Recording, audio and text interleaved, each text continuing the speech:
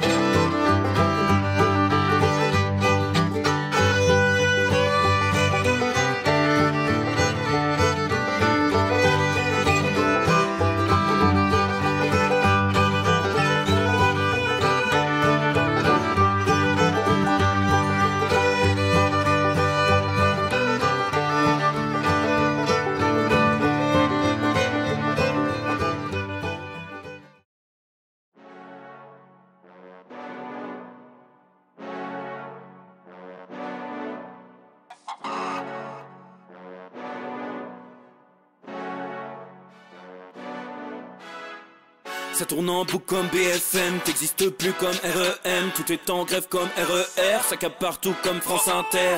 Faut pas croire tout ce qu'on dit à la télévision. Merci YouTube pour la liberté d'expression.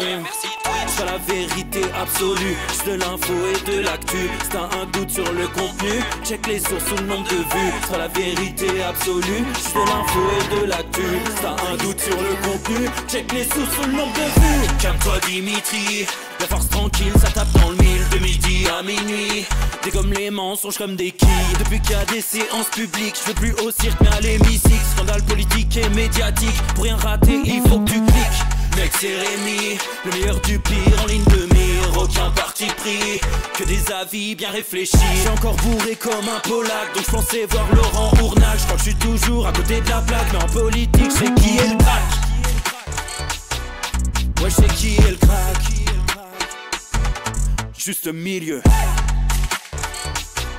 Je crois que je sais qui est le crack.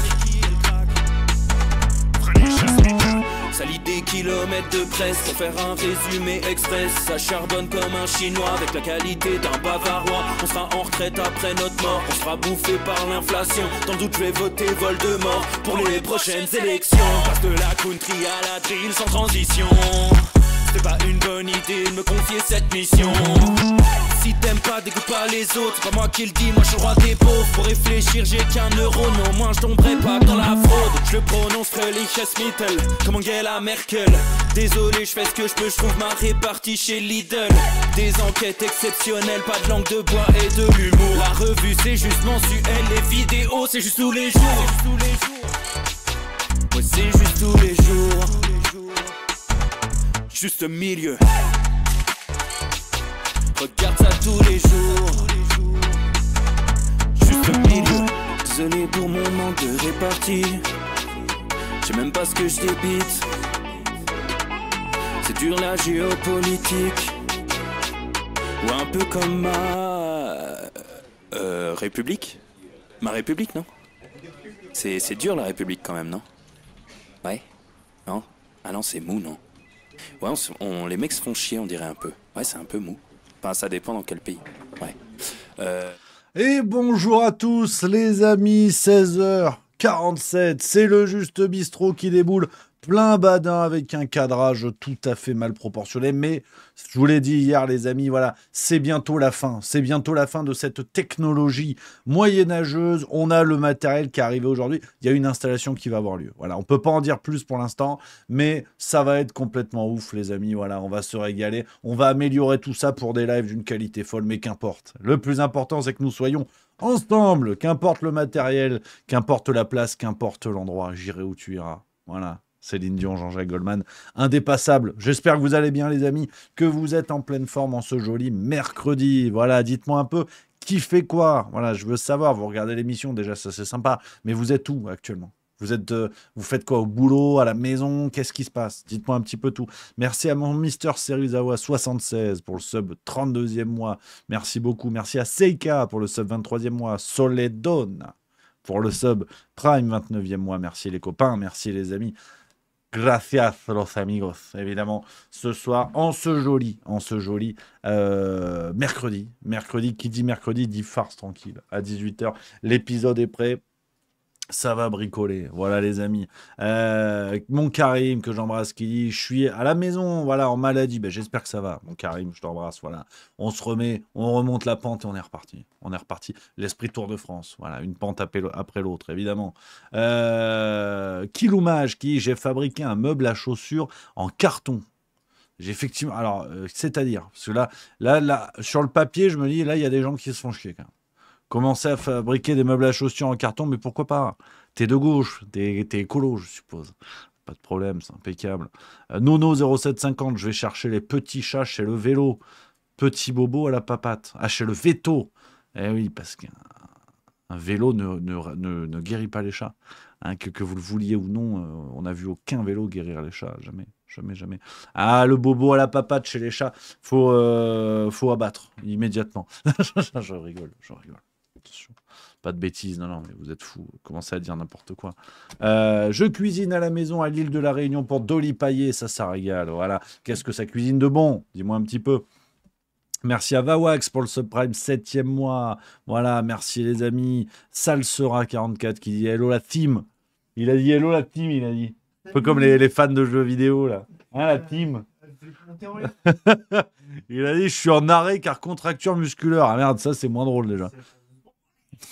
Comment ça là? Elle est arrivée comment la contracture musculaire? Parce qu'apparemment ils ont fermé les films, hein, donc attention, ils ont fermé les sites, hein, ils ont dit. Dans ton milieu qui dit bonjour Rémi, j'espère que tu vas bien. Je n'ai pas pu participer au débat en live hier. Je suis plutôt de l'avis avec Babcom, n'est-ce pas justement le but d'un média alternatif de mettre face à leurs mensonges les ordures comme Ménard ou autres et faire justement le travail d'intervieweur ou de journaliste? Pour moi, Toxin a merdé, surtout sur son job de média alternatif. Merci pour ta réponse et ton point de vue. Merci camarade. Alors c'est vrai que ça fait suite au débat d'hier. Je remercie encore Jojo l'astico-sauteur, Hervéro et Babcom 5, les camarades qui étaient présents dans le Discord pour papoter. Je redis ce que j'ai dit hier, je suis plutôt d'accord avec tout ça, à ce détail près que j'ai pas senti Robert Ménard mis en difficulté. C'est aussi ça le problème, c'est que moi j'entends bien l'argument de il faut recevoir tout le monde et les médias alternatifs démontrent que on peut poser des questions qui dérangent. Or ça n'a pas été le cas. Donc voilà, je pense qu'il faut quand même pas oublier ça non plus. Mais voilà, après tous les avis sont dans la nature et c'est chouette de pouvoir en papoter, évidemment. Toujours, comme d'hab, comme d'hab. Voilà, Salsera 44 qui dit elle, je suis une femme. Excusez-moi, je peux pas savoir, je savais pas, donc j'espère que tu vas bien. Tu.e.s.x.pi314. Il connaît le spectacle. Un petit mot peut-être la team. Ouais, salut tout le monde. Ah, attends, j'ai encore une coupe. Je vais me là. faire alpaguer par les plus méchants d'entre vous. Voilà, hop. Comment ça va? Allez, je reste là, je dis rien. Et puis, finalement, je fais le poéticien, quoi. Je suis au boulot, là. Salut, talent, celui-là. Ouais, pas pareil, alors. Ah non, toi, il y a des gens... Alors, c'est l'esprit d'équipe, on a dit. Nous, la juste famille, salut. Ah, ça, c'est bien, ça. Romano, 59-62. 3 soirées sur 3 soirs de suite avec des représentants de brasserie et festival avec des brasseurs samedi. Ah, ça, c'est... Tu perds des points de vie, mon pauvre. Ça bricole. Tu te démarres la gueule. Putain. Toi, on va te retrouver sur le TF4, après. Ouais, on retrouve, ouais. Ouais, non, je serai en direct ce soir. Non. Ouais. Oh. Tu dis maintenant. Pourquoi ouais. Tu vas parler de quoi? On va parler de quoi? On va parler de la place de la femme dans l'industrie du jeu vidéo. Et on va se faire un petit récap du Summer Game Fest. Putain. Mais un récap qui décape, putain. Est-ce que je suis un boomer? Il nous met l'eau à la bouche, ici. Ah ouais. Puis on va parler un peu des résultats du moment, parce que quand même, on parle aussi d'e-sport. Mais ça, c'est plus le préambule. C'est bien ça. Voilà. Préambule. Et bon, tu veux pas bosser, toi? Oh, ça va, on rigole. Vous savez ce qu'il fait, lui? Regardez. Ça, vous l'avez jamais vu, regardez. Là, on est dans les coulisses de Juste Milieu, regardez. En fait, il travaille, mais il fait des miniatures YouTube. Tu vois, il y a écrit défoncé, en gros. Ça, vous l'avez jamais vu, je l'ai jamais montré. Voilà, ça, c'est le travail, ça. En fait, c'est pas un emploi fictif, ça. Voilà. Ouais. Et je peux faire le live où vous ne regardez que lui. Et là, c'est décalé, là. Allez, je serai de dos, par contre. Allez. Ouais, de dos. Génial. Super. Belle ambiance. Le groupe vit bien. Non, mais ceci dit, c'est vrai. C'est les coulisses, là. C'est un peu le director's cut, comme on dit, d'une certaine manière. Eh oui, Anton Mapton qui dit ça a l'air très sérieux, tout ça. Ben oui, les gars, c'est un empire. C'est un empire qui est en création, là, finalement, petit à petit, hein, avec des trépieds pétés, avec des trucs comme ça. Hein. Ça rigole pas beaucoup. Vous avez l'impression que tout ça, c'est une vaste fumisterie. Alors oui, mais avec sérieux et avec déontologie, toujours. Merci à Lola, 1644 pour le sub, 25e mois. Merci beaucoup, les amis. Et Steph C qui dit pendant que tu bosses, lui il joue avec les vidéos, trop cool. Mais oui, mais il faut que ça charbonne. Moi je fais le guignol, mais c'est heureusement que ça bosse derrière. Attention. Dans ton milieu, qui dit je suis d'accord avec toi sur Toxin qui n'a pas fait le job, il aurait dû lui demander si lui aussi cuisinait au air fryer. Voilà, ça c'est sérieux, absolument, complètement d'accord. Non, mais c'est vrai qu'on va pas redire ce qu'on a dit hier dans le débat, les amis. Si certains veulent intervenir, c'était vraiment cool hier. Je sais pas ce que vous en avez pensé, mais n'hésitez pas à venir sur le Discord, juste milieu, dans le salon vocal général. On papote, que vous vouliez intervenir de ça ou d'autres choses, vous êtes les bienvenus. Vraiment, les amis, n'hésitez pas. Vous avez vu, on est entre nous, il n'y a pas de moquerie, il n'y a pas de machin. Même si vous foirez techniquement, c'est moi qui gère. Donc, je vais pas me foutre de votre gueule. Donc, vraiment, n'hésitez pas, les copains. Si vous avez quelque chose à dire, à partager, si c'est une recette de cuisine, surtout si c'est une recette de cuisine d'ailleurs, n'hésitez pas à vous pointer dans le Discord, salon vocal général. Voilà, l'info est passée. Au moins, on est au clair. Voilà, je vais zoomer ça, voilà, paf, c'est vraiment moyenasse, mais encore quelques jours à tenir, ce sera propre. Merci à Marius Zortre63 qui dit Rémi, j'étais là vendredi à Clermont, merci pour ta sympathie, tu nous as régalé. Mais merci camarade, j'espère que tu as passé un bon moment. Ouais, je me suis régalé en tout cas. Je me suis régalé sur scène, les amis. C'était que du bonheur. Steph C qui dit il faut que je regarde l'émission d'hier. Je pouvais pas, j'avais plage. Putain, t'étais où? T'habites où? C'est où la plage? C'est vrai qu'il commence à faire beau. Là, ça commence à zouker comme il faut. Et ça fait plaisir. Ça fait plaisir. C'est bien, c'est bien, c'est bien. Donc voilà un petit peu les copains. Sur tout ça, on rattrape les dossiers d'hier. Voilà. On pourra en reparler si vous voulez après. Je veux pas non plus charger la mule. On va pas parler de ça tous les soirs non plus, quoi. Je veux dire, après, chacun fait son truc et puis les hippopotames seront bien gardés. Just Stormtrooper qui dit ça va être cool Nantes, je le sens. Eh oui, ça arrive, jeudi 19 juin, 20h15 au Théâtre Sans Nom de Nantes. N'hésitez pas les copains à prendre vos places, il en reste encore une paire, donc il n'y a pas de problème. Allez-y, on va se régaler, on va se fendre la gueule. Et il y a une petite nouveauté qui déboule. À la fin du spectacle, on va tenter un truc. Ça me trottait dans la tête depuis un bout de temps. On va trotter. On va trotter. On va tenter. On va faire les deux. Et peut-être qu'on va trotter en tentant. On ne sait pas encore. Donc on va voir. 35 degrés à Toulouse. Nous dit Blue 3. Là, il commence à faire chaud. Toulouse la Belle, Toulouse la Grande, qui ne gagnera pas le top 14 cette année. Je vous le dis, je suis emmerdé. Je sens que là, ça va nous passer sous le pif. Vous l'avez vu, en ce moment, je fais un peu la gueule. Donc c'est par rapport à ça. On a quoi d'autre? Anton Mapton qui dit j'ai pas chaud dans ma vieille maison en pierre, ça régale. Steph C qui nous vient de Charente-Maritime qui dit vers la Palmyre au nord de Royan, sud de La Rochelle. Je suis déjà allé à La Rochelle, Royan jamais. Mais les ravioles c'est de Royan, on est d'accord, parce que attends, il y a plusieurs Royans en France, non?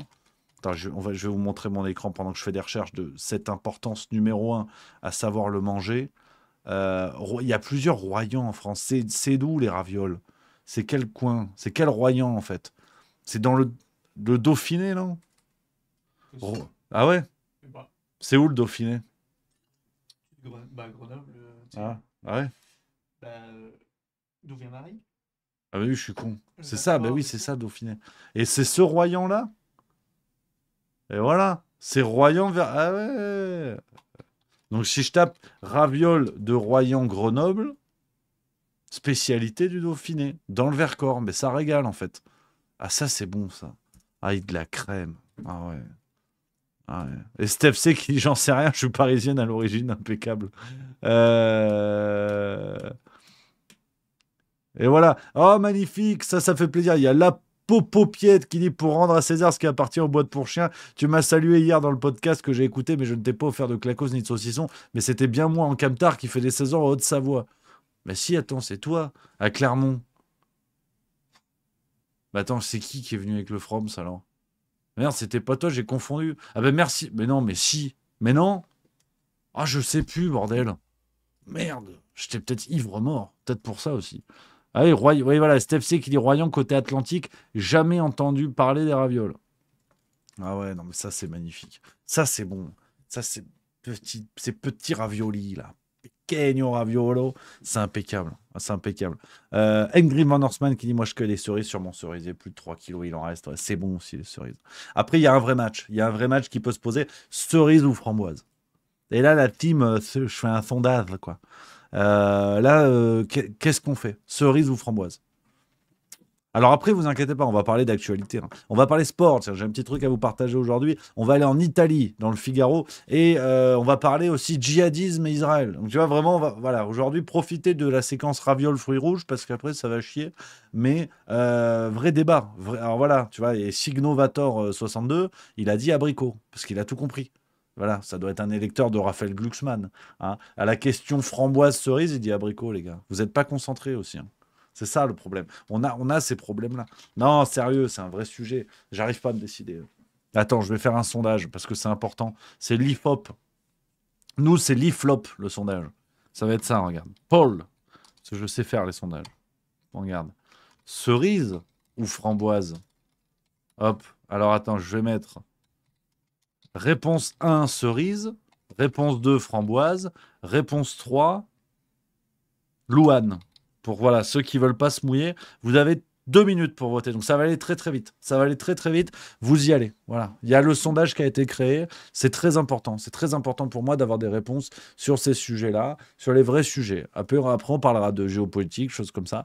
Mais là, il faut être sur le dossier. Il faut être sur le coup. Donc vous votez. Il y a le sondage qui a ouvert dans le chat Twitch. Vous y allez. Je veux pas savoir. Tout le monde donne son avis. J'ai complexifié un peu le débat en rajoutant Louane, c'est un piège parce que Louane n'est pas un fruit. Hein, voilà, faut quand même pas se planter. Mais le reste sont des fruits. Le reste sont des fruits. Il n'y a pas de problème, pas de probs comme disent les jeunes branchés, évidemment. Attends, bouge pas, je cherche. Voilà, le Figaro du jour pour vous montrer ce que j'avais à vous dire. Donc voilà un petit peu les amis. Sinon, dans les actualités, dites-moi dans le chat, hein, avant que j'embraye, parce qu'après je vais dérouler. Après, j'ai un programme de fou.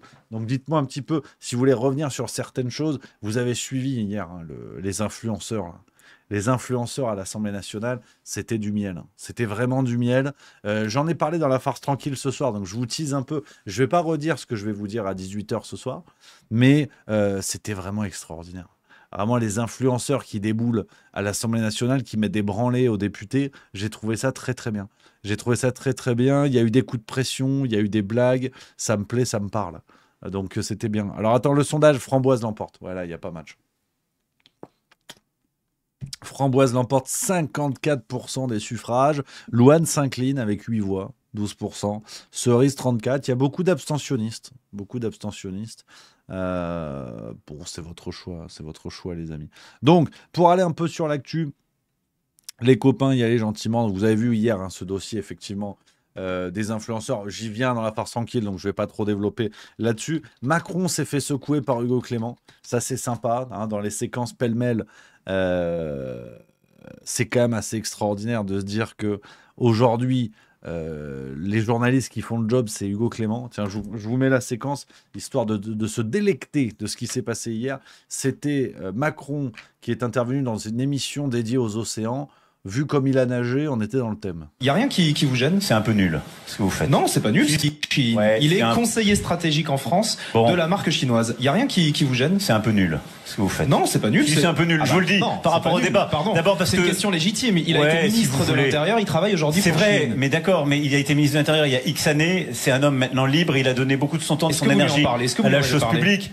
Oui, non, parce qu'il est en même temps président du Grand Port de Marseille, donc il était avec moi pour aider à électrifier et décarboner le Grand Port de Marseille. Et sur Chine, vous en avez pas parlé avec lui? J'en ai pas parlé parce que c'est sa vie, c'est pas la mienne, et c'est pas parce qu'il est de Chine que ça changera quelque chose au schmilblick. Ah bah quand même, vous êtes en train de dire qu'il faut lutter contre Chine et contre la fast fashion. Mais je dis que il y a chacun, un de vos anciens fidèles qui travaille pour eux. Non, mais en vrai, si vous voulez mettre des gens en pilori, ce que vous êtes en train de faire, si vous passez son image à l'écran, on pose la question. Je trouve ça juste nul par rapport au débat. C'est un ancien ministre d'État, il travaille désormais pour un géant de la fast fashion. C'est légitime de poser la question. On a une haute autorité de la transparence de la vie publique, qui est déjà, par rapport à tous les pays du monde, qui fait que tous les ministres, tous les parlementaires, tous les maires, tous ceux qui servent la République, c'est très compliqué de retrouver une vie normale pour eux dans leur secteur d'activité. Et après, pour beaucoup d'entre eux, c'est très dur de trouver un job. Vous pensez qu'il n'a pas eu le choix J'ai pas eu la discussion avec lui. Boulot. Mais je suis pas là pour le juger lui. Et donc, j'ai pas envie de rentrer dans ce débat un peu stigmatisant et un peu personnel. Je trouve que les débats méritent mieux que ça, si vous me permettez. Et voilà. J'aime pas ces méthodes. Vous dites... C'est génial, il est débordé. En vrai, elle régale cette séquence. On va s'arrêter dessus 30 secondes parce que déjà, coup de chapeau à Hugo Clément. On a beau dire, on a beau faire, c'est pas forcément ma tasse de thé, c'est pas mon préféré. Mais il a fait ce que trop peu de journalistes ont fait depuis 2017. En 8 ans de Macronie, Hugo Clément, il s'est sorti les doigts. Et il n'y en a pas beaucoup qui ont osé secouer Macron de cette manière-là. Donc, voilà, après on l'aime pas, chacun a son avis, mais franchement bravo. Franchement bravo, parce que le journalisme est devenu un tel phénomène de cours qu'un type qui arrive et qui pose une question qui n'est pas la question la plus piquante du monde. Hein. Je veux dire, Hugo Clément n'a pas révélé le scandale numéro 1. C'est-à-dire, factuellement, Christophe Castaner, ancien ministre de Macron, s'est fait recruter par Shein, on dit là, le truc de fast fashion. Donc c'est les vêtements qui coûtent que dalle, qui sont produits dans des conditions écologiques de merde, qui multiplient les colis et compagnie. Shein recrute Castaner et Macron déboule dans une émission en disant la fast fashion c'est dangereux pour la planète. Hugo Clément lui dit c'est quand même bizarre parce qu'il y a un de vos anciens proches lieutenants qui a été recruté par eux. Donc franchement bravo Hugo Clément, ça fait plaisir de voir ça et ça nous renseigne sur deux choses. C'est que le journalisme de cours est une réalité factuelle parce que cette question-là n'a pas été posée par Léa Salamé qui est en poste, Léa Salamé qui est toujours là, à l'inverse d'une Anne-Sophie Lapix par exemple qui, pour quelques rares excès de courage, s'est fait dégager de France Télé. Donc, le journalisme de cours est à la fois un phénomène d'entre-soi, un phénomène de lâcheté, de complicité et de censure gouvernementale qui tape sur les journalistes qui ne font pas ce qu'on leur dit de faire. Donc, ça officialise ce que tout le monde sait en vérité. Et la deuxième chose que je trouve très intéressante, c'est que Emmanuel Macron est une brêle dès qu'il est en difficulté. On nous a vendu le roi du débat, le Mozart de je ne sais quoi. dès qu'il y a une question concrète, qui va pas sur, une question qui est pas sur les fiches, il est en difficulté, le gars. Il est en difficulté et il perd ses moyens, même sur son langage corporel. Hein. On peut s'amuser à revoir la séquence. Et justement, qu'est-ce que vous dites à ce homme que vous connaissez? Il y a des visages d'Emmanuel Macron qu'on ne lui connaît pas. Tu vois, quand tu vois, il y a le truc de c'est nul. Tu vois, ce visage-là. Je vous avais déjà fait une tirade là-dessus. Alors pareil, je suis pas le mentaliste, mais j'aime bien ces questions-là de langage corporel, d'expression faciale. Je trouve ça très intéressant. Et sur le peu que j'ai pu lire, je vous avais dit qu'il y a un truc que je trouve assez insupportable. Ça, c'est un truc typiquement, c'est que j'y pense, donc je le fais. C'est terrible. Il y a un truc que je trouve insupportable, c'est les gens qui parlent en fronçant le front. Donc, tu vois, Macron le fait, Glucksmann le fait, comment il s'appelle François-Régis Gaudry, le critique culinaire que je peux pas blairer, le fait. Tu sais, les gens, quand ils parlent, sont obligés d'avoir un petit regard incliné et te parler en fronçant le front. Comme si ce qu'ils disaient était d'une complexité énorme et qu'il fallait vraiment aérer la boîte à neurones parce que sinon, c'était impossible. Donc, tu as un regard qui est mi-méprisant, mi-supérieur. Macron le fait très souvent. Et là, c'est un des rares moments où on le voit. On pose la question, je trouve ça juste nul par rapport au débat. On le voit dans une vraie position de surprise, tu vois. Et c'est très intéressant. C'est vraiment très intéressant, ce langage corporel. Où, voilà, tu vois. Là, c'est Macron normal. Vous voyez, l'exemple est assez parlant. Hein. Là, vous avez le front, vous avez des rides assez marquées sur le regard qu'on lui connaît, cette façon de s'adresser en fronçant ses rides du front. Et quelques secondes après, on passe sur ce front plat de surprise. Regardez au niveau des sourcils, tu vois. Parce que généralement, le front français s'accompagne de sourcils en U. Enfin, plutôt en V, tu vois. Un truc comme ça. Et bien là, c'est intéressant parce qu'en quelques secondes, tu vois, on passe du Macron classique, supérieur, assez méprisant, au Macron étonné, en fait. Qui ne s'attend pas au coup qu'il vient de prendre. Et donc, il continue, et voilà. Et il revient par moments comme ça. Et c'est vachement intéressant. Là, il perd ses moyens. C'est un regard qu'on ne lui connaît pas.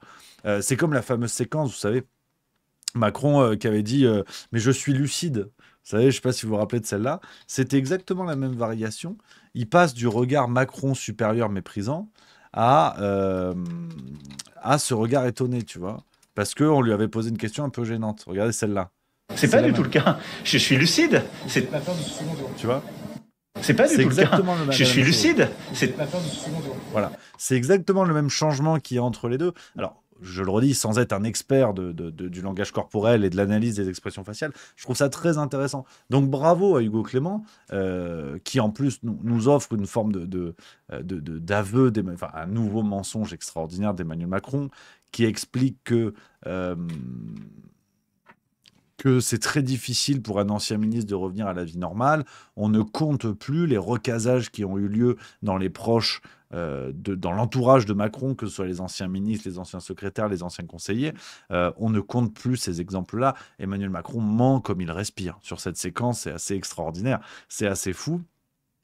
Et on rappelle que, par exemple, Castaner avait été recasé dans la gestion du port de Marseille. Ce qui lui fait un grand point commun avec Emmanuel Macron, c'est que Castaner a été recasé au port de Marseille et Macron s'est tapé le port d'Amiens, le gros port d'Amiens. Donc, tu vois, tous les chemins mènent à Rome. Voilà, pour ceux qui auront la ref dans le chat. Donc voilà, non, séquence intéressante. Donc, bravo à Hugo Clément qui a fait le job là-dessus, dans une émission qui a été un bide, hein, en termes d'audience, sans surprise. On parle d'1,2, 1,4 million d'audience hier pour une intervention présidentielle. Sauf erreur, c'est un record. C'est un record en bois, mais c'est un record d'un Emmanuel Macron qui n'intéresse absolument plus, qui crée une forme de détestation, une forme de désintérêt assez complet. Donc voilà, pas d'emballement parce que je pense qu'il y a un désintérêt un peu de partout. Ce soir, Bardella est sur LCI, par exemple, il faudra surveiller les audiences. Je pense qu'il fera plus d'1,4 million. En fait, c'est pas sûr, mais je pense quand même. Mais il y a peut-être aussi un désintérêt politique. Vis-à-vis de Macron, mais vis-à-vis de la classe politique au sens large, qui n'est plus qu'un vaste théâtre en fait, d'opposants contrôlés, de faux dissidents, de tout ça. Je ne vous refais pas le chapitre. Donc voilà, c'est assez intéressant. Macron en décrépitude, mais toujours là, et ça marche, et ça tient, et il n'y a pas un foutu parti d'opposition pour tenter quelque chose pour le renverser. Donc voilà les amis sur cette séquence-là, c'était hier. Dites-moi un petit peu s'il y a d'autres actualités les copains sur lesquelles vous voudriez revenir, en sachant qu'on va décortiquer pas mal de choses dans la farce tranquille à 18h. Engrim Van Horstman qui dit en même temps qui était au courant qu'il allait passer à la TV, pas moi en tout cas. Bah ouais non mais c'était leur sommet des océans, là, ils veulent sauver les océans. Pourquoi pas, je veux dire... Voilà, ils veulent sauver les océans, ils veulent sauver les océans. Et ils ont fait une émission pour dire on va sauver les océans. Bon, tout le monde s'est sauvé. Alors, pas les océans, mais tous les spectateurs se sont sauvés, ça c'est ça. Toi aussi tu te sauves. Ouais. Ah bah super, tout le monde se sauve. Ah ouais, voilà. Vas-y, t'as un petit mot peut-être aux gens là que t'es en train de quitter en direct? C'est pas vous, c'est moi. Je suis pas assez bien pour vous.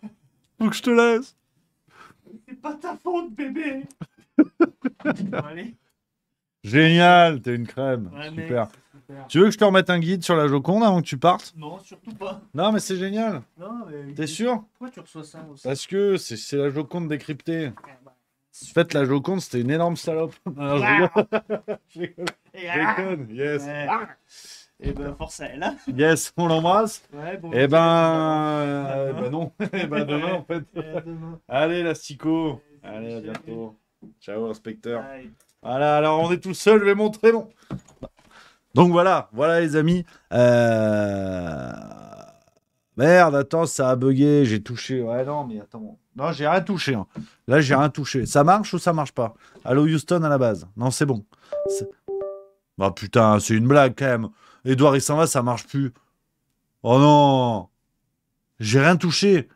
C'est bon? Ah, c'est bon, c'est revenu. Ah non, quand même, là, c'est énorme. Il s'en va, ça marche plus. Non, c'est bon, ça va mieux, C'est bon, faites F5, faut rafraîchir s'il faut. Rafraîchissez, ouvrez les fenêtres, rafraîchissez. Mais non. Avant d'enchaîner sur l'actu, les amis, regardez, c'est là en fait. Là, il y a un gros carton que vous voyez pas. On a plein de matériel qui arrive. On va vous faire un truc. On prépare un truc tout propre pour les lives. Ça va être vraiment, voilà, on va monter en qualité parce que ça me saoule en fait de vous proposer un truc qui est pas super top au niveau des images et tout. Ça bug, c'est chiant. Donc, on va tout refaire. On va faire un coup de propre de partout. Vous allez voir, vous êtes pas prêts. Il y a des trucs, il y aura des lumières. Enfin, c'est Edouard qui va installer. Moi, j'en ai aucune idée. Je lui dis voilà ma carte bancaire, tu achètes. Puis tu installes, puis moi après je parle. Donc ouais, il y a un nouveau micro, et on va mettre une caméra, une vraie, enfin, vous inquiétez pas. Ça va être... Alors par contre, s'il y a des problèmes, malgré ça, là par contre je démissionne. Voilà, je vous le dis tout de suite. Je le dis tout de suite. Là par contre, voilà. On va mettre du tout neuf. Et d'ailleurs, je le dis maintenant, mais on va l'officialiser. J'en parlerai dans la farce tranquille et tout ça, les amis. On va refaire la vidéo d'attente pour tous les Justes Bistrot, pour tous les lives. On va tout refaire. Donc le décor que vous voyez, on va tout mettre au propre, mettre un coup de frais, ça va faire du bien. Et l'écran d'attente, on va le refaire. Aujourd'hui, il y a une musique qui est faite par Rehausseur Sama. Vous pouvez aller voir sur Spotify. C'est du rap sympatoche, il est génial. Et puis, conflit d'intérêts, c'est le cousin d'Edouard, donc c'est la famille. Et on va essayer en fait de préparer une playlist avec les icônes de la famille Juste Milieu. C'est-à-dire, si vous êtes musicien, que vous avez un compte YouTube, Spotify, n'importe quel réseau social pour lequel on peut vous faire de la pub, vous m'écrivez, donc je vous redonne l'adresse mail, vous la connaissez, c'est Rémi, REMY, @juste-milieu.fr. Vous m'envoyez un ou deux morceaux en mettant avec une image, par exemple, de vous ou de votre CD ou je ne sais quoi, et des liens vers vos comptes réseaux sociaux, et on va essayer de faire une playlist avec tous les copains de la famille Juste Milieu qui font de la musique. Comme ça, on met en avant votre boulot, et ça fera une playlist qui va enchaîner, quoi, si vous voulez. Et vous me précisez par mail que vous nous donnez les droits de le diffuser, parce que sinon on va se faire gronder.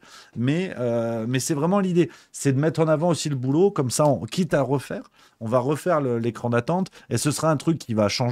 Donc on l'alimentera en fait. Dès qu'on en reçoit de nouveau, on le mettra, de sorte à avoir 10-15 chansons qui tournent. Et je sais que certains en avaient un peu plein le cul du banjo. Donc je vous ai compris. Voilà. Et donc voilà les idées un peu qui arrivent, les amis. n'hésitez pas à nous envoyer ça, à m'envoyer ça par mail. On met en avant votre taf, ou si vous connaissez des gens et compagnie. C'est vraiment le but du jeu. On a quelques idées comme ça qui vont arriver hein, sur 2025-2026, je vous le dis. On va essayer de se rapprocher de plus en plus des gens, de mettre en avant le boulot des gens de la communauté Juste Milieu. Aujourd'hui, c'est les ICOS, mais sachez qu'on a un autre projet qui va arriver. On a une idée sur laquelle on bosse plutôt pas mal pour mettre en avant les artisans, les magasins, les bidules. Donc, on va renforcer les liens de la communauté Juste Milieu. On essaie de trouver des solutions à notre échelle. Donc, ça commence par les ICOS. Donc, si vous êtes des ICOS, voilà, qui suivez la famille Juste Milieu, ou si vous connaissez des gens, mais le deal, c'est qu'il faut suivre Juste Milieu. Ouais, parce que si vous connaissez quelqu'un qui en a absolument rien à foutre, voilà, laissons la place aux gens de la famille, de la communauté Juste Milieu, pour faire le taf, et vous serez diffusé, ben voilà, hein, vous connaissez, c'est sur Twitch. Après, il y a le replay à J+2 sur Juste Milieu VOD, qui est une deuxième chaîne. Et là, ben, ça vous fait 10 000 vues à peu près par émission, quoi. Donc comme ça permet de faire un peu de promo à pas cher. Voilà. Et ça, c'est gratis. Hein. C'est le gros qui régale, c'est pour moi. Donc n'hésitez pas les copains, ça fait plaisir. Voilà, c'est que du régal, c'est la famille. Voilà. On est bien, on n'est pas bien. Ça fait plaisir ou pas? On est de gauche ou on n'est pas de gauche? Hein, ça, c'est des mesures. Voilà. Oh, est-ce qu'il fait ça, Raphaël Glucksmann hein, pendant qu'il en mange le. J'ai failli déborder, putain. J'ai failli déborder. Mais ça, c'est. J'ai pas débordé. Pourquoi? Grâce à ma lotion pour lentilles. Prix garanti. C'est-à-dire, c'est pas cher. Grâce à cette lotion pour lentilles, j'ai des lentilles tout le temps souples, tout le temps hydratées, pour une vue d'aigle. Aujourd'hui, actuellement, je vois à travers les murs. Et ça, c'est grâce à ma solution pour lentilles, prix garanti de chez Coop, pour seulement 3 francs. Ça coûte rien, ça assure une vue de qualité et des lentilles bien hydratées. Merci, prix garanti.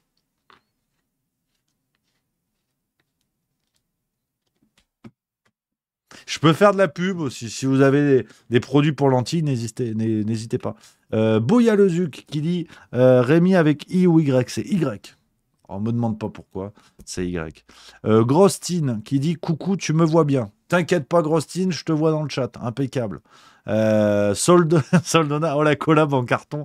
Ouais, non, mais c'est parce que j'ai cette merde sur mon bureau. Mais j'ai plein d'autres merdes. Hein. Je peux tout vous vendre. Hein. Je peux tout vendre. Attends, qu'est-ce que j'ai qui sert à rien sur le bureau? Attends. Ouais, Philosophie Magazine, mais je vais leur mettre un tir à eux. Ils m'ont saoulé. Non, mais en fait, ça va, c'est pas trop le bordel, mon bureau. J'ai des livres, mais bon, ça, c'est normal. J'ai appris à lire il y a pas longtemps. Non, mais c'est pas mal. J'ai des trucs, un peu de tout. Non, c'est le seul truc un peu rigolo. Sinon, j'ai du scotch, tu vois. Regarde. Du scotch. Et heureusement que je prends pas le volant après.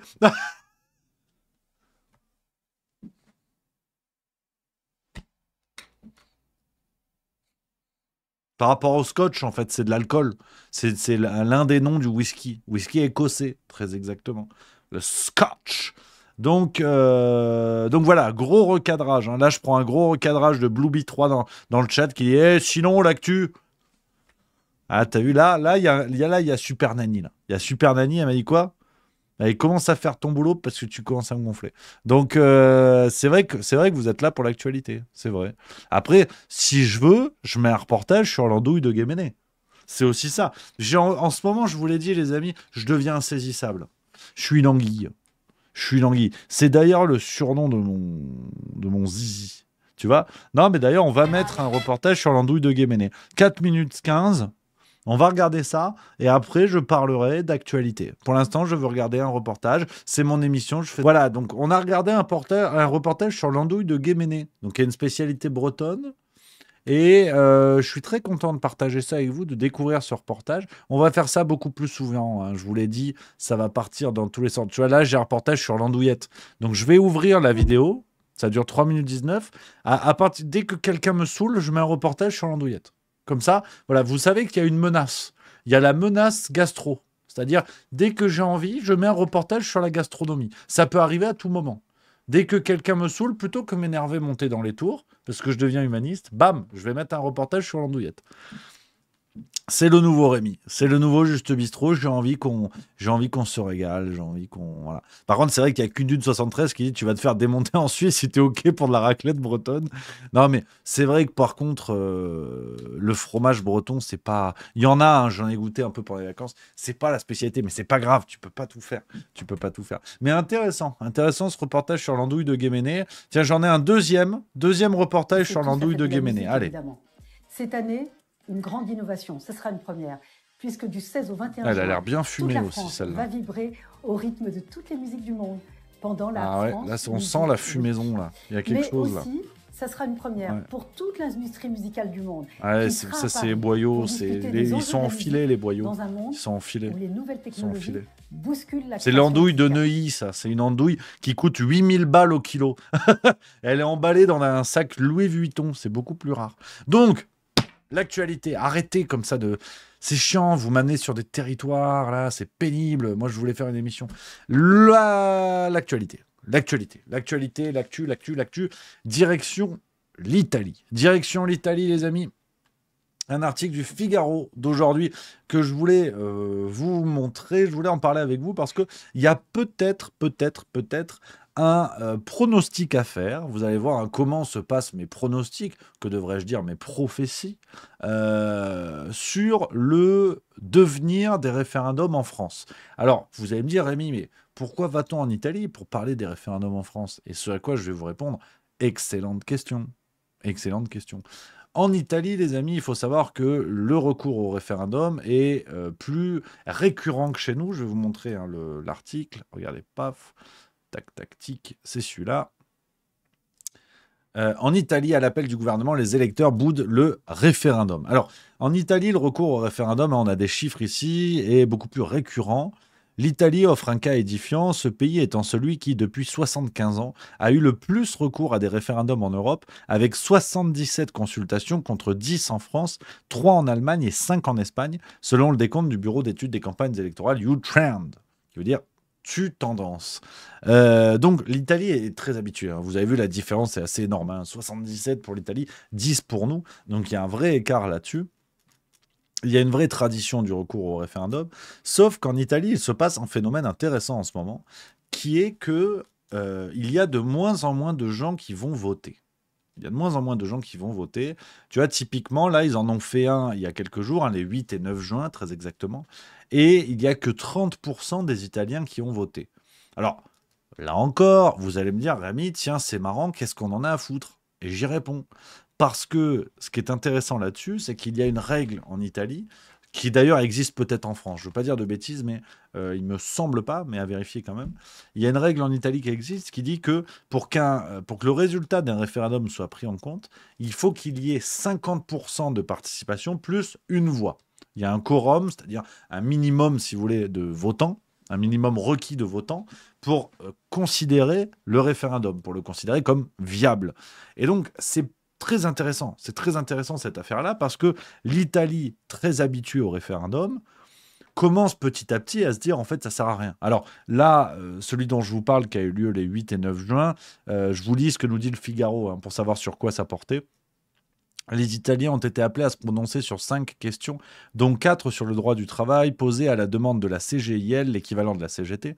Elles visaient à revenir sur la libéralisation du licenciement et de l'embauche en CDD, adoptée par une loi de 2016 du gouvernement Renzi, et à étendre la responsabilité aux donneurs d'ordre en cas d'accident du travail. La 5e question, à la demande du parti de gauche Europa, proposait de réduire de 10 à 5 ans la durée de résidence légale pour obtenir la citoyenneté italienne. Alors, merci à Igerne14 pour le sub 8e mois, merci beaucoup. Donc, je vous parle de ça, les amis, parce que je trouve ça toujours intéressant de voir ce qui se passe un peu ailleurs, chez nos pays limitrophes, pays italiens, hein, de l'autre côté des Alpes, le pays de la pizza, des lasagnes, de la mafia et de Rocco Siffredi, le joueur de football. C'est intéressant d'aller voir un petit peu chez les voisins ce qui se passe, et surtout, c'est souvent riche en enseignements. Parce que vous le savez, jurisprudence Covid, on sait que nos politiciens français aiment bien justifier leurs conneries en disant « oui, mais les voisins font pareil ». On se rappelle, au moment du Covid, on va faire telle mesure sanitaire, donc couvre-feu, confinement, assis debout, je ne sais quoi. On va faire telle mesure sanitaire parce que les Allemands l'ont fait. C'est marrant parce qu'en 39, on pouvait pas dire ça. Hein, parce que ce que faisaient les Allemands, c'était pas super.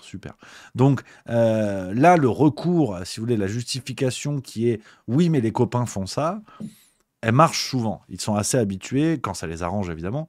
Et donc, si je vous parle de cet exemple de l'Italie, vous m'avez sûrement vu venir, c'est que je redoute, comme dit, c'est une hypothèse, je redoute que le gouvernement français, et assurément Macron, qui a ouvert la porte au recours à des référendums, il en parle beaucoup ces derniers mois, voire ces dernières années, utilise l'exemple italien pour dire « Ouais, mais vous avez vu, ça sert à rien. Vous avez vu, les gens ne viennent pas. Hein, y a que 30% de votants en Italie, c'est pas assez, donc on va pas se faire chier à faire ça si vous venez pas. » Donc, je voulais vous parler de cet exemple que je trouve intéressant.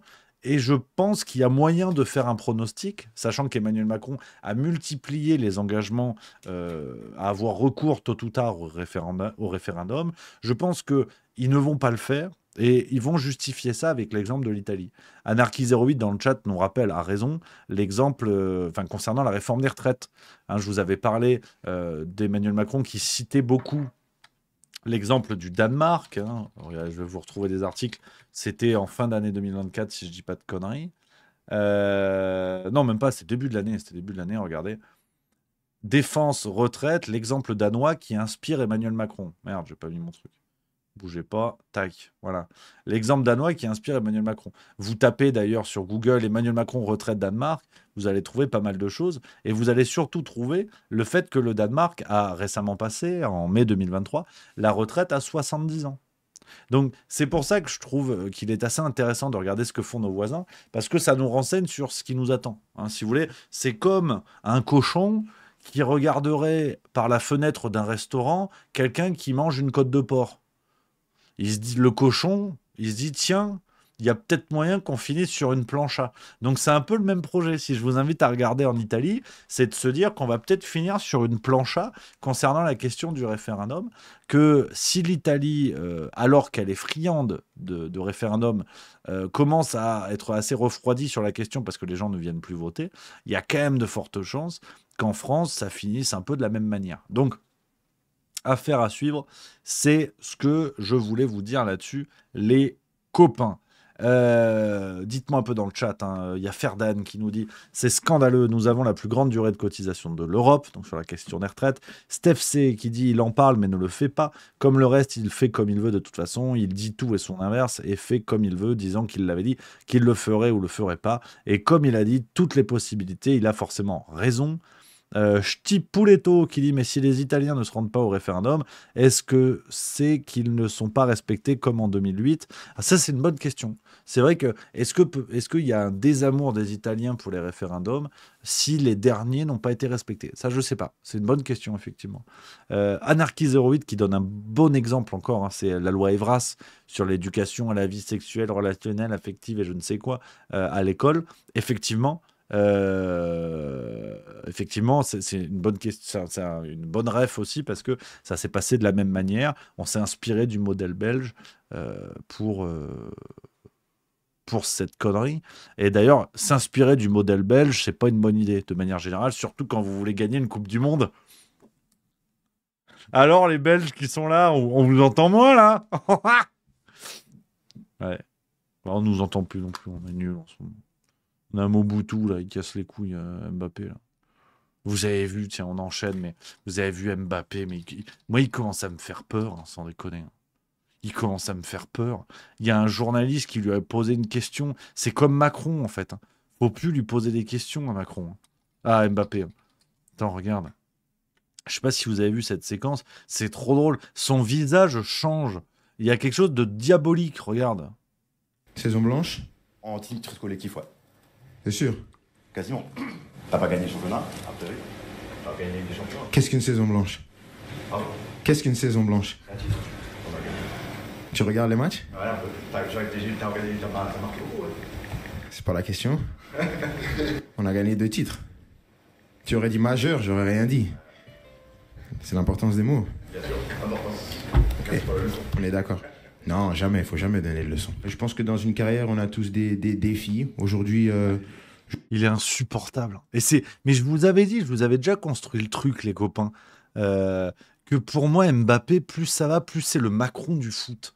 Tu sais, sur ce côté, la trajectoire où ça avait super bien commencé, d'un côté le Mozart de l'Élysée, de l'autre côté le Pelé du foot qui pétait tous les records, qui était extraordinaire. Puis tu sais, petit à petit, tu découvres la supercherie. C'est pas que tout est nul et que tout est mauvais, mais tu te rends compte qu'on s'est quand même un peu fait enfler et qu'on t'a vendu un truc qui est pas vraiment ce que t'as à la maison. C'est un peu comme un mauvais rendez-vous Tinder, tu vois. Les photos, c'est Aya Nakamura. La réalité, c'est Caterpillar. Tu vois, c'est un tracteur Caterpillar. Tu dis, entre les deux, qu'est-ce qui s'est passé? Il est passé où, Jaja? Parce que, ok, je suis pas tacatin, mais je suis pas non plus du bitume. Et je trouve que Mbappé, c'est un peu pareil. Il y a cette trajectoire à la Macron où tout ce système les a fabriqués pour en faire des symboles, des je ne sais quoi. Et en fait, quand tu commences à voir que ça se pète la gueule, les médias n'osent plus leur demander, n'osent plus leur poser des questions parce que les mecs assument pas. Et je trouve que c'est un peu les mêmes. C'est un peu le même délire. C'est un parallèle qui vaut ce qu'il vaut, mais je trouve ça assez fou. Merci à Maral059 pour le subprime 15e mois. Merci les copains. Donc, non, ça m'enquiquine. Ça m'enquiquine. D'ailleurs, en parlant de sport, tiens, la transition est toute trouvée, les copains. Je voulais vous partager un truc. C'est un nouveau phénomène là qui a lieu en ce moment en natation, en athlétisme et compagnie. Et c'est très intéressant. Je serais curieux d'avoir votre avis là-dessus. Je vais vous montrer un petit reportage du Parisien sur les Handset Games. Je sais pas comment ça se dit en anglais, mais vous allez tout comprendre. Regardez. Ce nageur grec qui crawl seul dans la piscine est heureux. Il vient tout simplement de battre un record du monde intouchable depuis plus de 15 ans, celui du 50 mètres nage libre. Enfin, pas légalement puisque cela fait 3 mois qu'il se drogue pour y arriver. It's been the line between possible and impossible, and breaking it will change that line forever. Kolomev fait en réalité la promotion de la première édition des Enhanced Games, traduction les Jeux améliorés, une compétition où les athlètes auront le droit de se doper. I believe in superhumanity. The next era of human potential is here. On le sait maintenant, ces Jeux Olympiques de la triche assumée auront lieu à Las Vegas du 21 au 24 mai 2026. I imagine a new kind of competition, one where science and sport and society could evolve together. L'idée de ces jeux d'y améliorer est née grâce à Aaron De Souza, un entrepreneur australien de 40 ans. For the first time, human biology is no longer our limit. Alors, De Souza a reçu le soutien d'investisseurs de la Silicon Valley, mais aussi des millions de dollars d'un certain Donald Trump Jr., le fils du président des États-Unis. The media has claimed the enhanced games aren't possible. But in Trump's America, the impossible is what we do best. Au programme, de la natation, de l'athlétisme avec des épreuves de sprint comme le 100 mètres et un peu d'haltérophilie. Pour De Souza, le but est clair. Our goal is not to break a world record. Our goal is actually to break all the world records. Il s'appuie sur une étude controversée pour affirmer que 44% des athlètes olympiques admettent s'être déjà dopés. Et donc qu'il serait bien d'apporter une forme d'équité dans le monde du sport en légalisant la prise de substances améliorant les performances. Dans les Enhanced Games, EPO, testostérone et stéroïdes anabolisants pourront être manipulés librement par les athlètes, mais avec quelques limites tout de même, interdit l'héroïne, le LSD ou le GHB par exemple. De son côté, l'Agence mondiale antidopage qualifie la compétition de dangereuse et irresponsable, et qu'elle compromet l'intégrité du sport ainsi que la santé des athlètes. And here's how we're going to do it. Les compétiteurs seront classés dans les catégories chromosomiques XX et XY. Il n'y aura pas d'équipe nationale. Les athlètes concourront à titre individuel et seront tous payés. Une prime de 250 000 $ est prévue pour chaque vainqueur. Et si un record du monde est battu, c'est $1 million dans la poche.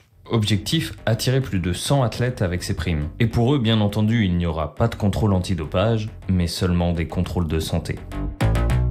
Aaron, this is a mad idea. The future is bold. The future is hard, and it requires mad ideas. Je voulais vous parler de ça, les copains, parce que je trouve ce sujet très intéressant. Je trouve ça vraiment chouette parce que on est aux confins de beaucoup de réflexions, parce qu'il y a la question du sport, évidemment, qui est centrale, mais c'est un véritable virage. C'est un véritable virage presque sociétal où la triche est banalisée, où on va également banaliser le dépassement des limites naturelles, on va également banaliser, on va pour le coup contrevenir aux valeurs du sport, c'est-à-dire la performance dans l'égalité. Vous prenez 10 bonhommes, 10 femmes, 10 hommes, on s'en fout, qui sont sur une ligne de départ. Ils ont les mêmes possibilités d'entraînement, ils ont tout pareil, ils ne peuvent pas tricher. L'objectif, c'est celui qui arrive le premier. Bon, ben là, on fait tout péter. Donc c'est vrai que ça nous amène presque dans des réflexions liées au transhumanisme, au dépassement de la nature, au dépassement des valeurs, au dépassement de l'éthique, pour d'évidentes raisons de pognon, parce qu'on va vers le jeu des riches, hein, parce que c'est le premier raisonnement qui vient en tête évidemment, c'est de dire on va briser les frontières de l'égalité naturelle, mais on ne va pas briser les frontières de l'égalité économique. C'est-à-dire, dans le sport normal, il y a des gens qui trichent, il y a des gens qui trichent pas. Donc, ça nuit à l'égalité, machin bidule. Bon, bah là, il y aura ceux qui auront beaucoup de pognon pour beaucoup tricher et ceux qui auront un peu de pognon pour un peu tricher. Donc, je trouve que c'est très intéressant. On n'en est qu'au balbutiement de ce projet-là. Mais par extension, est-ce qu'on peut imaginer la disparition du sport comme on le connaît ? C'est pas impossible. C'est pas impossible. Est-ce que demain, le Tour de France naturel, on va dire, sera aussi sexy pour les annonceurs, pour les spectateurs, que le Tour de France non naturel? C'est-à-dire une étape du Tour 150 bords. C'est peut-être pas le meilleur exemple, le Tour de France, parce que c'est peut-être déjà pas très naturel. Quand tu vois la génération des Pogacar et compagnie, c'est peut-être pas le meilleur exemple. Mais tu prends, je sais pas, prends le rugby, tiens. Le rugby, bon, il y a aussi du dopage dans le rugby, évidemment, mais bon, tu prends le rugby. Le rugby naturel, où tu as la limite des joueurs, de certains qui vont être fatigués, qui vont rater des plaquages, qui vont être moins performants, moins perforants, moins percutants. Demain, tu inventes le rugby non naturel, où tu fais des matchs de 40 minutes, où les gars courent comme des lapins, qui s'envoient des murs énormes parce qu'ils sont surdopés, ils sont surpuissants. C'est plus sexy pour les annonceurs, c'est plus sexy pour les spectateurs. Ça remet en cause beaucoup de choses. Et je voulais vous parler de ça, je trouvais ça très intéressant en fait. On en est qu'aux prémices évidemment, mais ça pose de sérieuses questions sur l'évolution de beaucoup de choses dans nos sociétés pour d'évidentes raisons de pognon et d'évidentes raisons de mettre fin à l'ordre normal des choses, un peu dans une démarche nietzschéenne, si on fait de la philosophie, c'est rebattre l'ordre moral. Les puissants, les bourgeois, on va dire les puissants pour parler comme Nietzsche, ont la capacité de rebattre les cartes de l'ordre moral. C'est-à-dire qu'aujourd'hui, tricher, c'est pas bien. Et dans le monde des handset games, tricher, c'est gagner. C'est à celui qui trichera le plus et le mieux qu'on pourra gagner. Donc je trouve qu'il y a une vraie réflexion sur presque l'ordre du monde, si j'ose dire. Je trouve ça assez intéressant. Je prends vos messages dans le chat, les amis. Dites-moi ce que vous en pensez. C'est pour papoter. Et ceux qui veulent intervenir sur le Discord, n'hésitez pas, les copains. Si vous voulez, donner votre avis dans le salon vocal général du Discord Juste Milieu. C'est très important pour papoter. Alchemia Filia qui nous dit... une société d'être améliorée et de cyborgs, c'est un moyen de perpétuer la dépendance des individus aux grandes entreprises, au système capitaliste. Ce sera juste une étape supérieure à notre asservissement. Complètement d'accord avec toi. Ch'tipouletto, ça reste les jeux du cirque à la romaine. Blooby Boulga, la personne aura beau être upgradée, elle ne sera plus au même niveau. Gwen BZH 2201, vive la Bretagne. Trimartelo, la la la la la la la la. La pire triche existe déjà, celle des hommes transgenres dans le sport féminin, donc les dopés à côté, c'est peanuts. Pas sûr, pas forcément d'accord avec toi, mais c'est intéressant. Monsieur Noob Noob, il y a un côté curiosité, presque malsaine en fait. Ça peut être super intéressant de savoir jusqu'où le corps humain peut aller. Mais oui, on s'éloigne de la beauté du sport en soi, du dépassement de soi, juste grâce à son entraînement et son style de vie. On a quoi d'autre? Anarchy08, est-ce que l'on peut imaginer que la prochaine étape, c'est le sportif augmenté par transhumanisme? Oui, et on avait eu d'ailleurs, il y avait eu un débat du genre, rappelez-vous, avec cet athlète paralympique, Oscar Pistorius, alors qui a fini par buter sa femme, donc ça... Fun carrière compliquée pour Oscar, et c'est l'athlète, vous savez, qui avait perdu un bout des guiboles et qui avait des lames en carbone, des lames incurvées en carbone, je vais vous montrer une photo. Ce bon vieux Pistorius, alors effectivement, quand même, salaud le bonhomme, parce qu'il nous a dézingué la couse, c'est pas bien ça, c'est pas bien, regarde. Oscar, voilà, avec les guiboles en carbone, là. Vous vous rappelez de ça? Donc il y manquait un bout, ils lui ont dit on va te coller 2 lattes de sommier, ça va le faire. Alors il courait très vite, Oscar. Et à un moment donné, Oscar il s'est chauffé et il s'est dit mais pourquoi je ne pourrais pas courir avec les valides, dans la mesure où ils mettaient des branlées aux Paralympiques. Et déjà à cette époque-là, c'était il y a un peu plus de 10 ans maintenant, il y avait eu un débat à savoir si un athlète valide qui a recours à une augmentation technique ou technologique, sans que ce soit du dopage, mais une augmentation technologique, est-ce qu'on est dans la triche ou pas? Est-ce que c'est légal ou pas?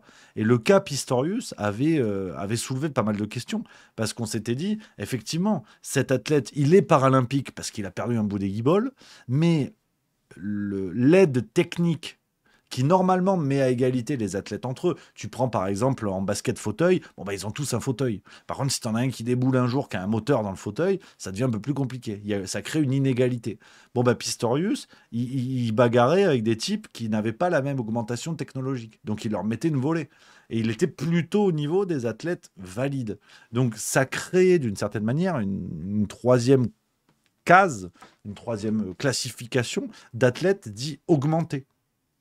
Et il y a de vraies questions là-dessus que je trouve assez passionnantes, hein, notamment sur la question du recours à l'ARN messager dans le sport. J'avais vu, attends, je vais voir si je peux pas vous trouver une petite vidéo là-dessus. L'équipe en avait parlé et c'était assez passionnant. Ils avaient évoqué le possible recours à la technologie de l'ARN messager pour le sport et d'utiliser en fait ça pour changer le code ADN d'un individu et permettre une augmentation de ses capacités sportives, notamment sur la génération d'EPO dans le corps. Tu vois, voilà. Ouais, t'as France Info aussi qui en avait parlé, regardez. C'est un article qui était passionnant. L'ARN messager, une technologie détournée à des fins de dopage. Je vais vous lire quelques passages, tu vois.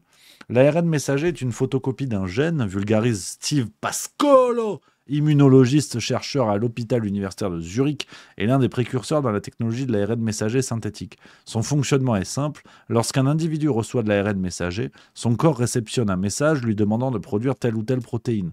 Dans le cas du vaccin contre le Covid-19, le message envoyé est de produire la protéine Spike du SARS-CoV-2. Et tu vois, il parlait de ça pour d'éventuels détournements pour abus de dopage sportif.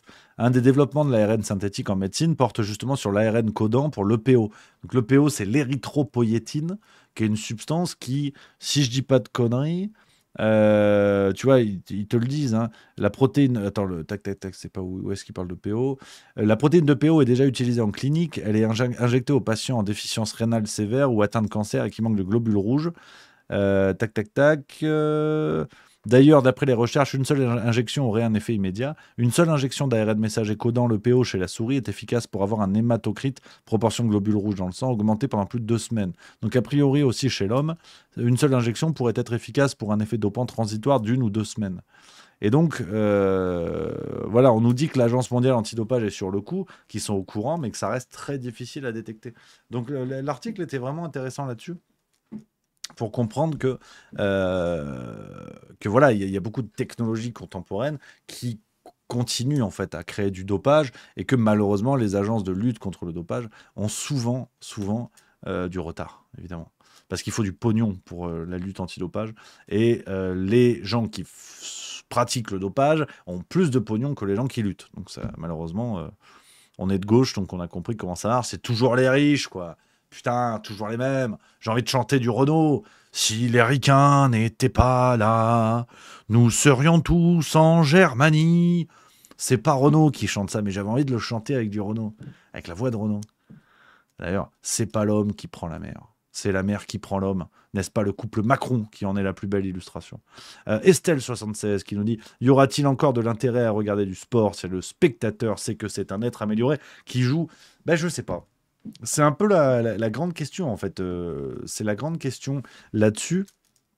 C'est que je pense que le sport, si on part sur du gros dopage en roue libre, le sport va devenir un petit peu comme le jeu vidéo, si tu veux. C'est un truc qui va aller très très vite, très très fort. Il y aura de la couleur, il y aura du machin, il y aura du bidule. Regarde aujourd'hui une retransmission sportive de foot, par exemple. C'est un peu monté comme un jeu vidéo. Ça va très vite, il y a de la couleur, il y a des caméras immergées, il y a des plans d'en haut, des plans d'en bas, tu vois le trou du cul de l'arbitre. Enfin, t'as vraiment tout. C'est monté pour vraiment capter le spectateur, qu'il se passe plein de choses. Donc, avec, à mon avis, on va dire le sport augmenté, je sais pas quel terme ils vont trouver, mais en tout cas le sport dans lequel le dopage sera légal, on va aller pour moi vers une dynamique de jeu vidéo. C'est que ça va aller très vite, ça va être percutant, ça va être extraordinaire. Il y aura des perfs où les records pourront être battus sans cesse parce que les limites naturelles vont sauter. Et encore, on voit dans certaines disciplines que les limites naturelles sautent facilement, hein, en saut à la perche avec Duplantis. Mais bon, donc je pense qu'au contraire, c'est ce qui me fait un peu peur, c'est pour ça que je voulais vous en parler, c'est que je pense que ce sport dopé a de l'avenir, parce qu'il va être spectaculaire. Il va être encore plus spectaculaire. Et il sera spectaculaire dans des temps raccourcis. C'est-à-dire, si on prend le vélo, alors qui est déjà un sport de dopé malheureusement, mais tu prends le vélo, si les étapes ne durent plus que 4 heures au lieu de 6, voilà, faudrait quand même y aller. Il faut commencer à foutre des mobylettes dans le rectum des gens, parce que là, ça bricole quand même. Mais c'est encore plus intéressant. Parce que ça capte, c'est pas long, c'est pas ennuyeux. Donc pourquoi pas, tu vois? Pourquoi pas? Je suis curieux. Je suis curieux, mais je voulais vous parler de ça, les amis, pour parler de certains sujets, voilà, qui changent un petit peu. Autre sujet, et là la transition elle est pas fastoche, parce que on parle de sport. On va aller vers la situation en Palestine, les copains, et c'est pas rigolo. Évidemment, c'est pas rigolo ce qui se passe. Il y a eu un article très intéressant dont je voulais vous parler, là encore, d'un complot devenu réalité et surtout d'un comportement de l'état-major israélien qui démontre toute la supercherie d'un discours qu'on nous vend depuis l'attentat du 7 octobre. On nous avait raconté que c'était une guerre de civilisation. On nous avait dit que Israël était le dernier rempart de la démocratie occidentale face à la barbarie islamique. C'est évidemment une connerie. On le savait déjà de par la supervision qui était faite par le régime Netanyahou des fonds donnés par le Qatar au Hamas. C'est une histoire qui remonte à environ 10 ans. On en avait déjà parlé dans le Juste Bistrot. Mais là, on a un article, comme d'habitude, ni vu ni connu, publié dans l'Opinion. L'air de rien, tu vois, l'air de rien, comme si c'était une évidence, alors que dire ça il y a 6 mois, ça pouvait peut-être même vous valoir des poursuites en justice. Donc regardez, tu vois, j'ai des hauts le cœur en disant ça. C'est cet article-là, donc dans l'Opinion du 11 juin, donc d'aujourd'hui, page...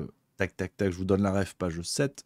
On peut lire « Le Premier ministre israélien a reconnu recourir à un groupe paramilitaire pour affaiblir le Hamas, la sulfureuse milice qui sert de cheval de Troie à Netanyahou. » Alors, tu dis sulfureuse milice, jusque-là, bon, ça existe malheureusement. Hein. Les Américains ont Blackwater, les Russes ont Wagner, hein, ces milices militaires se multiplient. Là encore, c'est un enjeu business assez important. Et surtout, ces milices militaires permettent aux États de commettre des actes terribles qu'on ne pardonnerait pas à une armée régulière. Donc c'est très pratique une milice. C'est pas 4 bonhommes comme ça pour déconner. Une milice, ça permet à des États de donner des ordres, d'effectuer des missions qui seraient reprochées à une armée régulière. Donc vous êtes peinard avec une milice. C'est logique, si vous voulez. Et donc Israël a recours à ça. Donc là, à la limite, bon, c'est pas franchement le problème. Je vous lis le chapeau. Selon la presse israélienne, l'aviation de l'État hébreu a éliminé lundi des terroristes du Hamas qui tentaient d'attaquer la milice de Yasser Abu Shabab dans la bande de Gaza. Ce groupe paramilitaire, dont les chefs ont un passé sulfureux, est utilisé pour combattre le groupe islamiste et distribuer de l'aide humanitaire dans l'enclave. Donc, là encore, vous allez me dire, Rémi, t'es sympa comme tout, mais il est où le problème? Ils ont recours à une milice qui s'en prend au Hamas, au Hamas. Donc le Hamas, c'est pas les gentils du film. Donc si on pète la gueule au Hamas, sur CNews, ils vont nous dire c'est tout bon. Alors, à ce détail près, voilà. Et c'est là où faut réussir à suivre, parce que c'est vrai que c'est pas évident, mais on a un certain... de toute façon, je vais vous lire le premier chapitre, hein, vous allez comprendre tout le problème de la situation. Nous avons mobilisé des clans à Gaza qui s'opposent au Hamas. Qu'y a-t-il de mal à cela? s'est offusqué Benyamin Netanyahou jeudi. Dans la matinée, le chef d'Israël Beitenu, alors je le prononce sûrement mal, hein, Israël Beitenu et opposant donc opposant à Netanyahou, Avigdor Lieberman a révélé qu'Israël armait la milice de Yasser Abu Shabab à Gaza. L'ancien ministre de la Défense a ajouté que le Premier ministre avait approuvé le principe du transfert d'armement à ce groupe paramilitaire.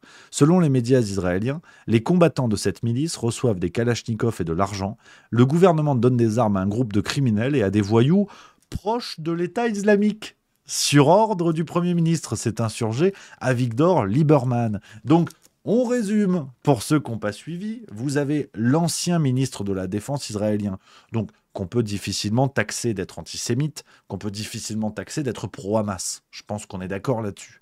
Bon, ce monsieur Avigdor Lieberman révèle que l'état-major de Netanyahou, sur ordre de Netanyahou, finance et donne des armes à un groupe, à une milice paramilitaire proche de l'État islamique. Oh bah, mais il est où le barrage? Il est où le barrage contre l'ogre islamique? Du coup, c'est que ça, c'est un barrage avec des... Il y a des passages pour les truites. Il y a des... Enfin, ça, c'est un barrage avec des trous. Comment on fait? Et ça va. Alors, il y a quelques autres éléments dans l'opinion. Sa milice, donc en l'occurrence à cette histoire-là, compterait jusqu'à 300 combattants qui ont pris le contrôle de certaines parties de Rafah et de la frontière entre l'Égypte et Gaza. Elle est utilisée comme supplétive dans la distribution de l'aide humanitaire, mais soupçonnée de pillage et d'exécution de rivaux.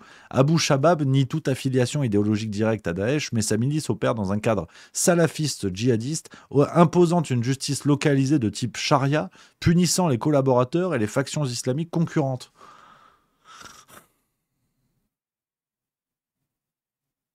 Ah, c'est vrai que je ne l'avais pas vu venir, celle-là. Je dois vous avouer que quand j'ai lu ça ce matin, je me suis dit, ah oui, quand même. Ah oui, quand même. Hein, le gouvernement israélien, sur ordre de Netanyahou, qui aujourd'hui arme et finance un groupuscule qui vise à appliquer la charia dans les territoires capturés.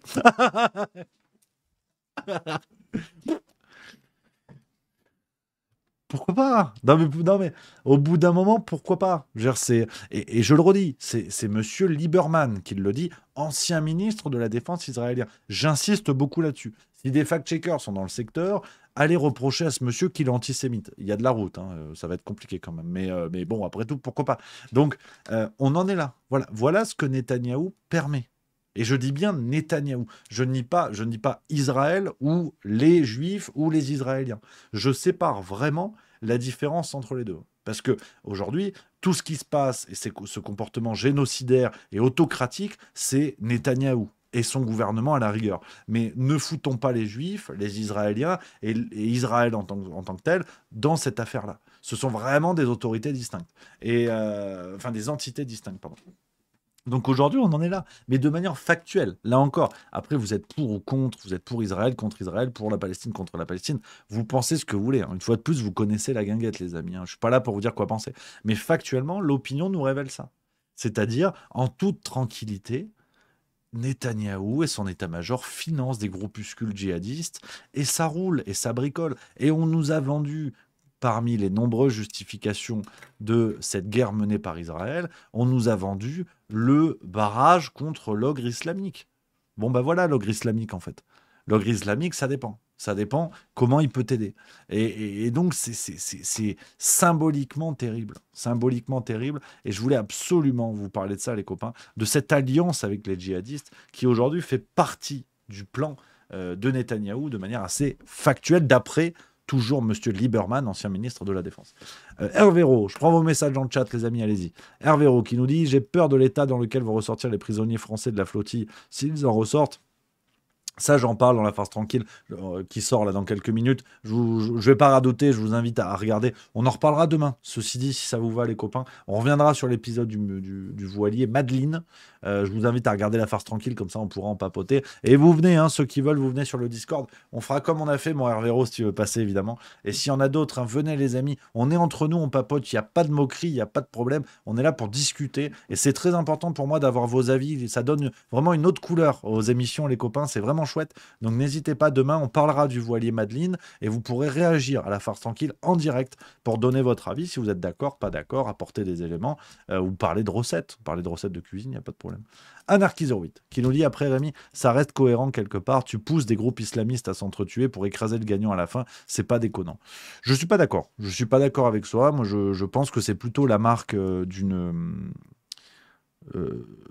d'un cynisme assez extraordinaire et c'est la démonstration que le véritable objectif de Netanyahou et de son état-major depuis le début est un objectif d'extension d'Israël, pour atteindre le projet du Grand Israël. Ça n'est pas pour rien que des familles d'otages aujourd'hui se mobilisent contre Netanyahou pour dénoncer justement le fait que la cause des otages soit instrumentalisée et que ça ne soit pas l'objectif numéro 1. Tout est bon pour cacher la volonté d'Israël de s'étendre et que c'est la même chose avec ces groupuscules djihadistes, c'est-à-dire on va les financer, on va les armer.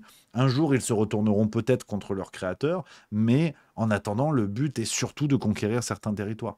Donc, moi, je pense franchement pas que le but soit la lutte contre le Hamas. Je pense franchement pas, mais bon, là encore, tout argument mérite d'être sur la table. C'est très important, justement, de pouvoir en papoter. Les copains, los amigos, j'ai envie de dire.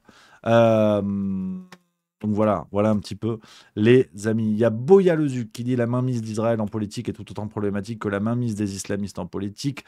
David Massy 33, se servir des musulmans pour détruire Rome. Anarchy 08, après il y a la bonne et la mauvaise récupération, on l'a vu en France, c'est aussi. Igerne 14, les responsables sont les occidentaux qui les soutiennent.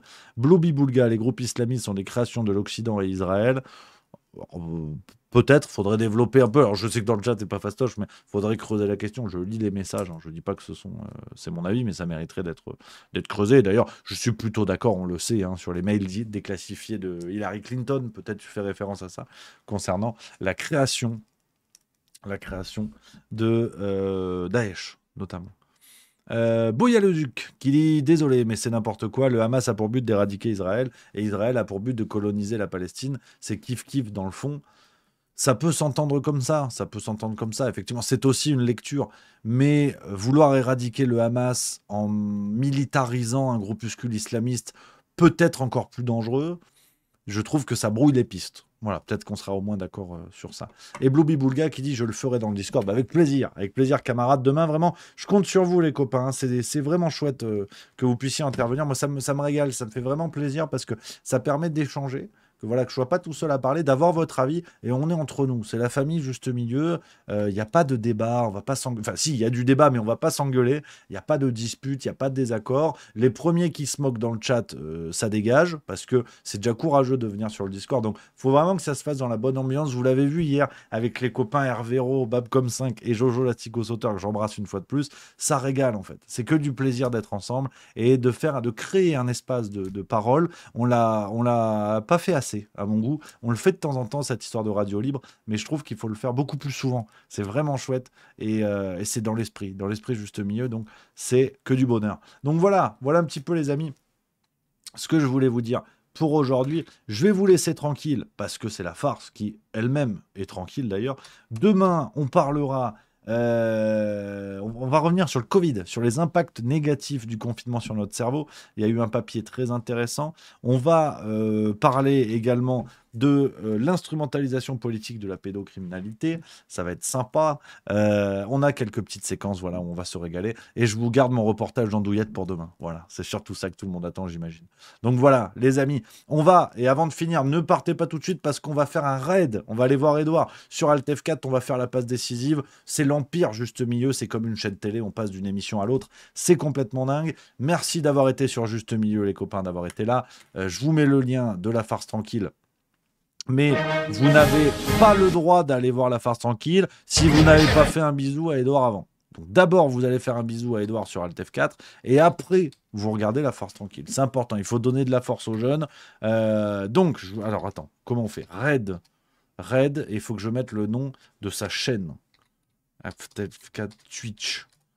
Attends, parce que je sais plus. Comment ça... Oh là là, il manque Kikine aussi. Alt plus, voilà, c'est ça. Alt F4 off.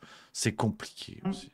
Voilà, regarde, il est beau comme plus tard tout, dans un autre contenu, une autre vidéo, un autre attends, truc. ta gueule quand même. Voilà, j'y coupe le son, j'y coupe la chic. Attends, faut que je copie-colle le... Voilà, tac. On va faire le raid. On va faire le raid, les amis. Donc, automatiquement, vous allez être redirigé sur la chaîne d'Edouard. Vous n'avez rien à faire, c'est automatique. Vous lui faites un bisou et après, vous venez sur la force tranquille. C'est important, vous donnez de la force. Regarde, on fait le raid. Voilà, c'est impeccable. C'est impeccable. Voilà, le raid a été créé. Moi, je vais mettre sa chaîne déjà. Je vous embrasse. Merci d'avoir été là, les amis. Rendez-vous demain, 16h45. Vous allez automatiquement basculer chez Edouard, les copains. Et puis après, vous regardez la force tranquille. Je compte sur vous. Et on en parle demain. On parle demain de l'affaire Madeleine, du voilier. Et je veux vraiment au moins 2 élèves au tableau pour réagir à la farce tranquille et avoir votre avis là-dessus sur cette affaire Madeleine. Voilà, je vous embrasse les copains. Merci d'avoir été là. Vive la rigolade, vive la France. Rendez-vous sur Alt F4. Je vous embrasse. Allez, hop là, comment on fait? Qu'est-ce que j'ai fait? Annuler, annuler. Pourquoi j'ai eu... Nom de Dieu. Je comprends hein, ces outils. En fait, je croyais que j'y connaissais quelque chose en technique. J'y connais rien. Voilà, ça y est. Ouah, salut tout le monde, raid en vue. Ah bah dis donc, c'est déjà l'heure. Et bah puisque c'est ça, je m'en vais, je vais chercher de l'eau. Ça, vous arrivez, c'est vide et vous dites mais nom d'une pipe, qu'est-ce qu'il fait? Allez, salut.